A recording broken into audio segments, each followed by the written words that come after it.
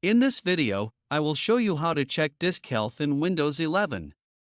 So, if you want to check your hard drive or SSD status and make sure your storage drive is working properly, then follow along with me and be sure to watch this full video to learn how to do this step by step. Now, to do this from your desktop, come down to the search box in the taskbar. Type Settings and open it under Best Match. Once you're in Settings, come over to the menu on the left-hand side and click on System. From the System section, click on Storage. Now scroll down to the Storage Management section. Click on Advanced Storage Settings.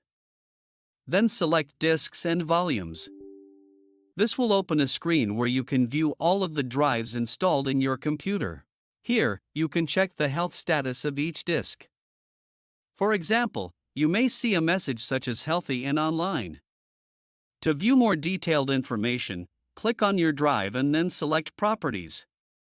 In this section, you may see additional details such as estimated remaining life, available spare, temperature, total capacity, health status.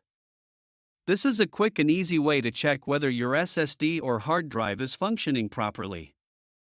And that's how to check disk health in Windows 11.